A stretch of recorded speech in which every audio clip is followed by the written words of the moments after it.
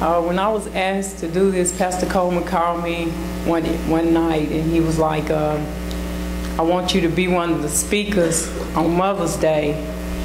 And I just got silent on the phone. So I was like, oh Lord, I can't believe he is asking me to do this. I can't tell the pastor no, you know, and I'm thinking, what am I going to do? I said, okay, can I call you? Can I let you know tomorrow? I said, I got to pray on this. I said, because you know how nervous I am when I get up before people, you know. And he was like, that's fine, sister. He said, you can. And so I started praying the next morning. When I woke up, I started praying, and it was like, God said, you're going to do this. Yes, you're going to do this, and I got your back. And so I was like, are you sure you really want me to get up before people and do this? And he was like, yes, you're going to do this. And so I started thinking, and all week I was praying about it, and I was like, what am I going to talk about? What am I going to say? So then it just came into my spirit, like, I mean, talk about what you experienced as a mother. I mean, it's not hard to get up and tell people what you have experienced with your children. And so I just want to say that I'm Yolanda Elam. I'm the proud mother of Danielle and Gerald Elam. And they're adults now. And when we first started out, it was like everything was great. It was, you know, we had the perfect household. It was like mama, daddy, and the children. I always wanted a girl and a boy, and God blessed me with a girl and a boy, and I had my husband. I was like, this is the perfect life. And then something happened. You know, 3 or 4 years into it, I was like, what? I mean, what's going on? And anyway, I found myself being a single parent. And I was like, oh Lord, you know, I said, I mean, what am I going to do? This is going to be hard. I mean, how am I going to raise 2 children by myself? And so every day I got up, though, I would think about my mom and say to myself, I mean, look at your mama. She raised 5 kids by herself. Surely you can raise 2. So I was like, man, I said, I'm going to need some help with this one, Lord. So, you know, I just think back, and I remember about the times, you know, it wasn't always easy being a single parent. I mean, I remember having to get up, get them dressed, go walk to the bus stop, catch the bus, take them to the daycare, get off the bus, walk up the hill to the daycare with 2 little bitty kids, walk back down the hill, catch another bus, and then go downtown, get on another bus, and go to work. And I had to do this every day because I didn't have a car at the time. And I remember Gerald crying. I would put him in the bathtub, and he would just he would be in there playing with his Ninja Turtles, and he'd have all his wrestling men and everything in the tub, and he'd be playing, and I'd walk out to give him a few minutes, and all of a sudden I hear him crying, and I go back in, I'm like, son, what is it? I just don't understand why daddy left me. He don't love me, you know, and that can really hurt you. It hurts your heart to know, you know, that you got a 4 or 5-year-old kid that can tell you something like that, you know. And I remember Danielle, she was, you know, she would rebel against her daddy when she did see him, you know, because she couldn't figure out why she thought that he was replacing her and her brother, you know. And so it's just stuff like that. I mean, we had good times. We rode the bus everywhere. We ride the bus to Pizza Hut, go get us some pizza, and you know, it just brought joy to my heart just to see them smiling and telling their friends, we didn't eat at home last night, we ate out, we went out to eat, you know. But I mean, if we rode the bus, but we went out to eat, you know. So or playing Nerf. We had Nerf gun fights, and we be running like our life depended on it, jumping over furniture, hiding behind furniture, coming out shooting each other with those Nerf guns. But it was great for them. They really enjoyed it. You know, we just had a good time, and that was in their younger lives. I remember going to school. I was at the school. It wasn't for them cutting up because they were honor students. But I remember going to the school to Danielle's dance recitals. When she was in second grade, she was in Music Makers, and we had to stand out in 20-degree weather, me and Gerald, to watch her in the Christmas parade, singing on the floor, you know. Gerald being in football and basketball, and he won the spelling bee when he was in kindergarten. And he won a bike for the spelling bee, and they come giving him this little bitty bike with training wheels on. He was like, "Mama, that's too little. I can't ride that bike." And we had to take that bike back and get him a bigger bike. I remember that when they got older as teenagers, and y'all know how teenagers are, they know everything, and you don't know nothing. Right. So Danielle and Gerald, that's you're gonna go through it. If you have smaller kids, get ready.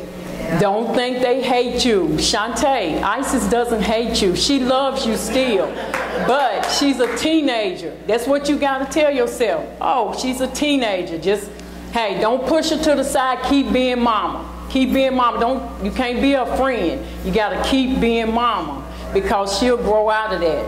It's just something they go through.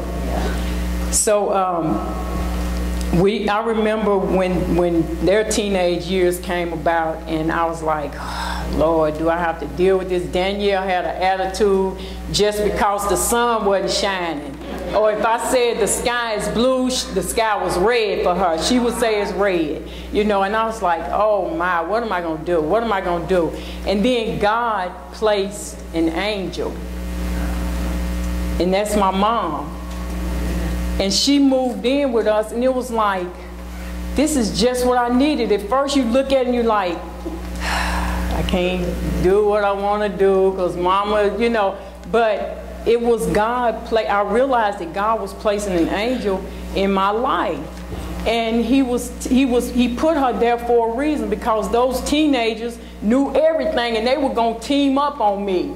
So I needed some backup, and that was my right-hand man, was my mom, you know. So I said, okay, Granny gonna be living with us, you know, and they was all excited, and we started having, on Thursday nights, we had game night and pizza night. And we looked forward to that every week. I mean, we competed against each other. Most of the time it was me and Pooh on the same team, and Danielle and Mama on the same team. Of course, me and Pooh won every time. But yeah, but we enjoyed that, and Mama being there, you know, and I know that God placed her there just to be there, to help me to raise them. I can remember every single morning before they went to school, they would be in there praying. And Mama would have them sitting at that table, and she would ask them, you know, what would they feel in that morning? And praying, each one of them had to pray before they went to school. And I would hear them sometimes when I was sick and didn't get up to go to work. They would be in there praying, and Lord, please just make my mama feel better so she can get to work, you know, get up and make it to work. And I really appreciate you doing that, Mom, because Danielle is sitting out here right now. Gerald is not here, he's at work. But I look at them right now, and they grew up to be productive citizens. You know, and Gerald, he has a son now, my grandson Amari. That is my heart. Everybody in here knows Amari is my heart. And just to hear some of the stuff that he say, and to know that his dad has grown up to be dad for him, because he's there for everything. He's there for Amari. You know, and I think about it, and I think about when I had to tell him, hey, you got a son now, and he's watching everything you do. You know, he used to wear his pants back. I said, you need to pull your pants up because your son is going to grow up and do what you do. Because we teach our children by the examples that we set. You know, they watch us. They watch they want to be us. That's what they want to be. So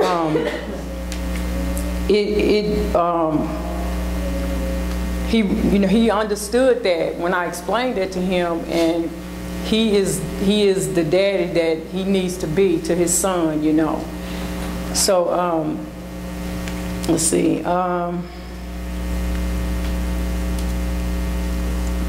I really believe that saying that old people used to say or still say, it takes a village to raise a child. It really does take a village to raise a child. I mean, all of y'all have been important people and important angels that God has strategically placed in me and my kids' lives.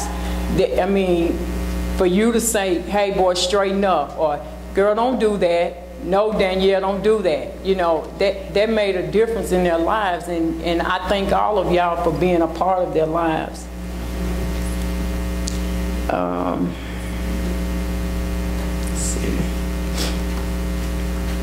Some advice that I would give to mothers, whether you're young or old, or married or single, is you need to pray. Learn to pray. Pray every day. Pray all day, because God gives us strength through prayer. And I mean, He hears our prayers.